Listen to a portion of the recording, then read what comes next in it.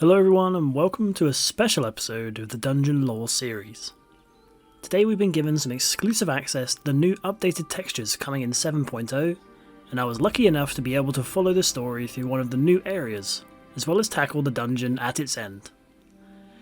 As usual in this series, I hope to explain each Final Fantasy XIV dungeon, as well as discuss their individual stories and lore. This episode's dungeon is the Deadmines. Along with the pirates of Sestasha lurking in their hideaway in Western Lenoskia, many local towns of Western Lenoskia fear the group known as the Defias Brotherhood, a band of rogues, mostly here, that once served Limsa Lominsa as stonemasons. After being refused pay when rebuilding the city after the 6th Umbral Calamity, the group rebelled against the place and became outcasts, fleeing to the Lenoskian plains, with their leader, Edwin Van Cleef, among the foremost to call for the overthrowing of Merwib and the pirate crews that thrived within the city, even going so far as to post FC recruitments in Shoutchat under the Admiral's name. Although the uprising never came, Merwib's name became sour in handfuls of Limsa's people, and after denouncing their former leader, they too fled to the west to find refuge within the Brotherhood. Edwin remained hidden deep within an old system of mineshafts, aboard an abandoned ship previously belonging to the Laminsans. Here he would remain, forever plotting new ways to overtake the city with his crew. The Warrior of Light, apparently not getting the memo for most of this tale, finds themselves having defeated the Vermin of Central Shroud, resulting in a fearsome fight with a Vermin and S-rank elite mark known as Hogger. We head back one last time to Bent Branch and receive a call for adventurers to the far west and west, and make the journey to the plains of Lenoskia. We find Thancred moonlighting under the fake identity of Detective Horatio Lane, examining an ambushed cart and the bodies of victims apparently murdered on the way into the area.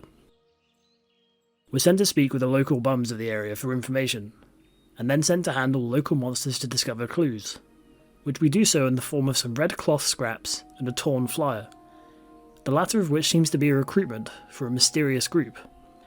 Thancred takes our clues and sends us to Teshud Lu, a local Makote vagrant, and in turn he lends us what appears to be his old house, in the form of a large box. We're sent into the nearby Jangalode mine to eavesdrop on a conversation between Glubtok and a shadowy figure, and they discuss Glubtok joining the ranks of the organisation, or be offered death in its place. Glubtok, being a wise and powerful creature, chooses to join the ranks. After reporting to Teshud Lu, he sends us behind the nearby houses, where some thugs have very kindly chosen to have a loud conversation about their personal offers to join the shadowy figure's ranks. Even though all of Lenoskia could hear the conversation, for some reason they single the Warrior of Light out and begin attacking them for overhearing. After defeating them, a loud gunshot rings out from nearby, and rushing back to the previous house we find Teshud Lu shot dead on the floor.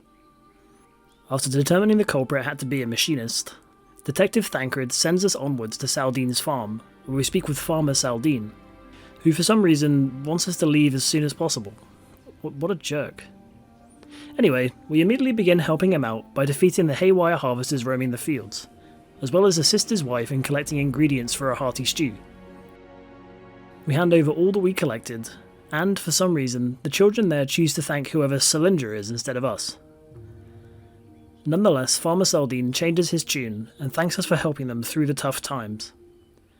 Solma Saldine sends us onwards with a generous amount of stew to Sentinel Hill, a Maelstrom outpost to the south. As we arrive, we see the guards trying to keep out the refugees, but little do they know, you can simply walk past the guards and get in. We greet Hope Saldine there, daughter of the family, and she asks us to dole out the stew to the homeless and wandering citizens around Sentinel Hill. We give out helpings of stew which helps a lot of the people see meaning in life, and after returning to Hope, we are asked to advance the investigation of the rising tension in the area by visiting Agent Kiernan, a sniper who grants us entry to Mortwake's tower. Thankfully, the invisibility potion obtained allows us quiet entry into the tower, but it all seems a bit pointless considering there weren't any guards inside to begin with. At the top of the tower, we see Helix Gearbreaker and his ogre companion speaking to the shadowy figure once more, with the latter requesting a rally in the town of Moonbrook. Reporting in to the Marshal, he sends us onwards to the small town, where I finally reach level 10, and can spend the next 30 seconds picking my specialisation, so just give me a moment. Back to the investigation, we head into town to retrieve several notes and tomes surrounding the activities of the Defiers Brotherhood in the area. Even though the Brotherhood seems less active, it seems a certain person simply known as V is stirring up activity for the group. After collecting the telltale red bandanas of the Brotherhood, as well as the several letters we already had, we return to Captain Alpert, who determines some activity must have happened in the Deadmines long ago, and directs us to Thoralius the Wise, who gives us some incense and just sends us off to the Deadmines, I guess.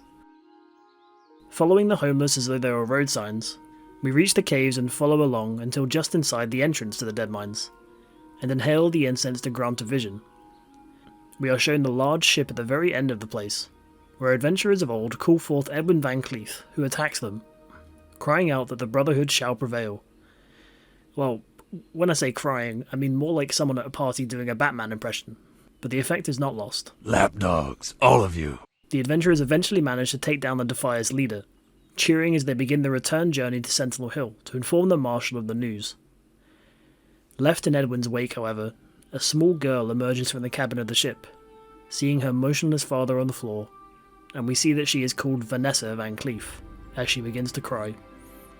Quickly returning to the Marshal at Sentinel Hill, he seems shocked that Van Cleef had a daughter no one knew of, but soon after, the gnolls begin to pull back from the fight, as the dawning of the Brotherhood begins.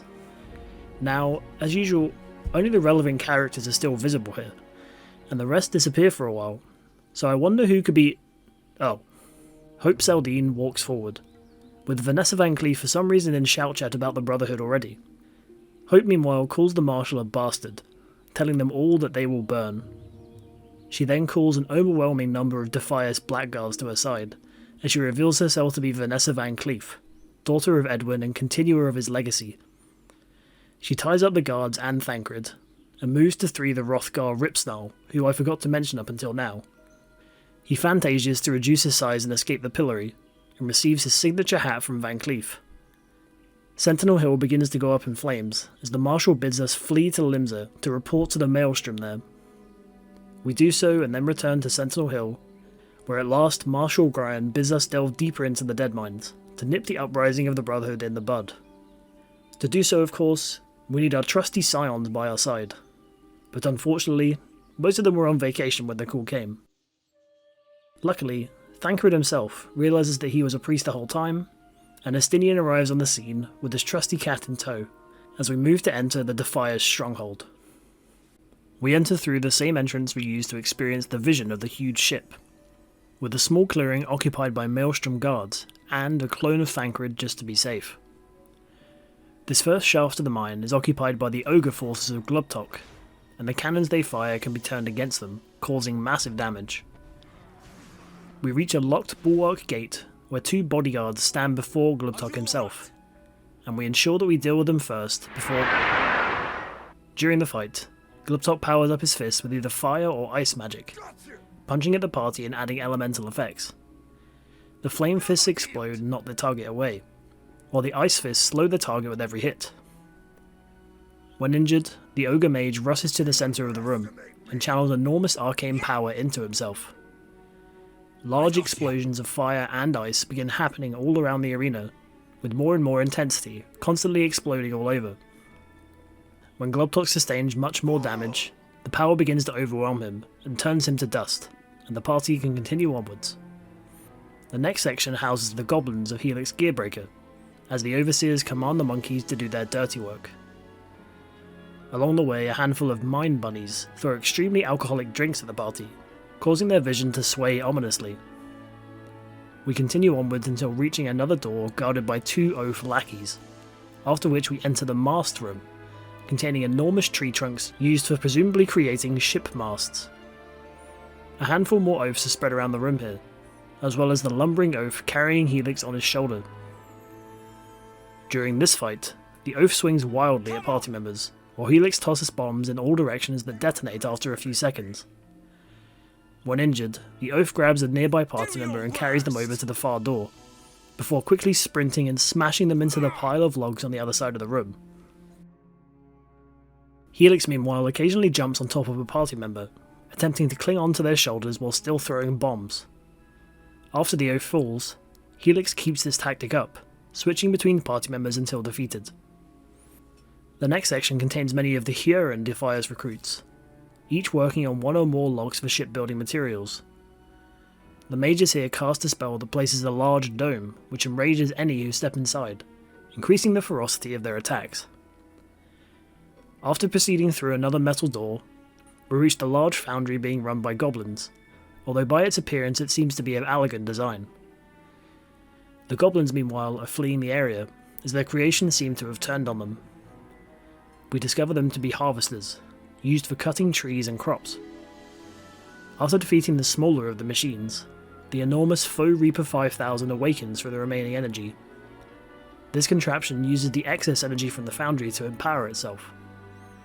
It occasionally goes into overdrive mode, spinning its claws and charging around the foundry floor. It also locks onto a target and attempts to harvest them, charging quickly at them and slicing away.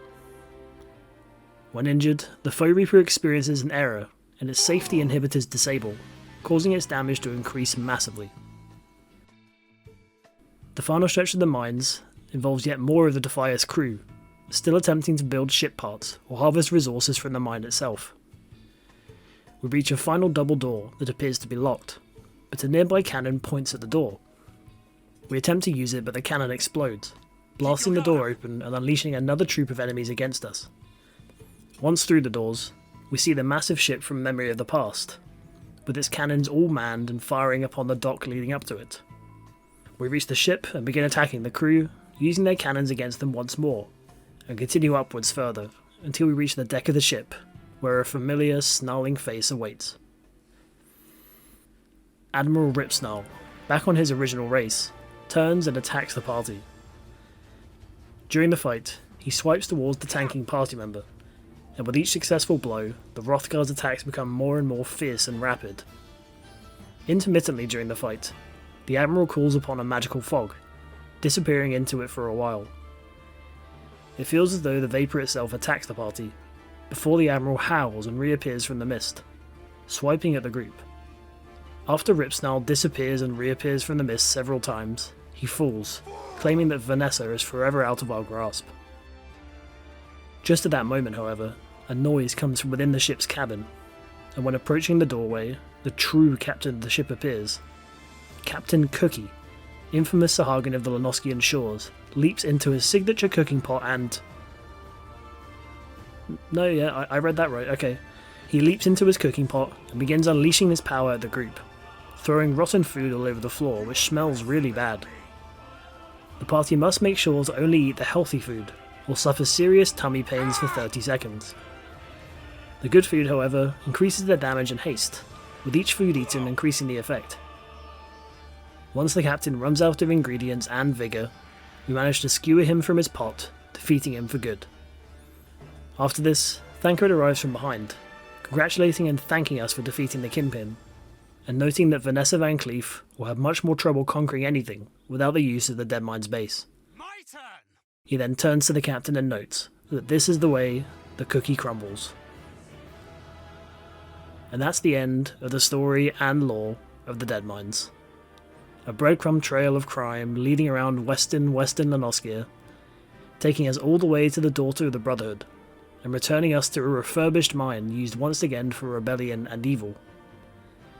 With the Brotherhood permanently defeated thanks to toppling Captain Cookie, we can only wonder what Vanessa Van Cleef even had to do with any of this, and vow never to return here later to find out.